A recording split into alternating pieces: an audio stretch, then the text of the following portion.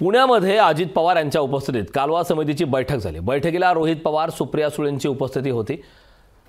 तर शेती पिण्याच्या पाण्याचा प्रश्न गंभीर म्हणून बैठकीला आलो। दौंड, इंदापूर, बारामतीमध्ये पाण्याचा प्रश्न गंभीर आहे असं रोहित पवार यांनी म्हटलं। शेतकऱ्याला लावलेल्या पाणीपट्टीत 6 ते 7 पटीने वाढ झाल्याचंही रोहित पवारांनी सांगितलं।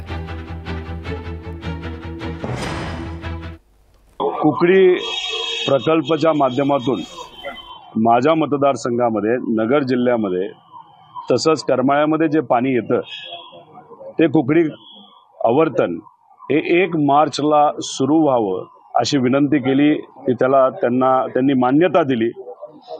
आम्ही त्यांना सांगत होतो आवर्तन हे 40 ते 42 दिवसाचं व्हावं, पण किती दिवसाचं होईल याच्यावर तरी अजून काय फायनल झालेलं नाही।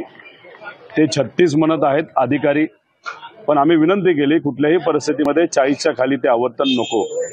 आणि त्याच्यानंतर सुद्धा जून महिन्याच्या आसपास अजून एक आवर्तन आपल्याला करावं लागेल, मे एंड आणि जूनला, असेही त्यांना विनंती केलेली। पण 1 मार्चला कुकडीचं आवर्तन हे सुटत आहे।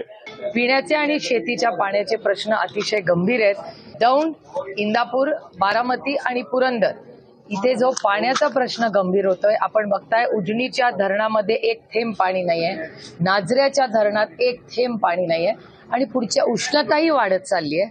त्याच्यामुळे या सगळ्या गोष्टींचा गांभीर्याने विचार महाराष्ट्र सरकारने करावा आणि पिण्याचं पाणी, शेतीचं पाणी, गुरांचं पाणी आणि छावण्या या सगळ्याचा विचार अतिशय गांभीर्याने करावा, एवढीच विनंती करायला मी आले होते।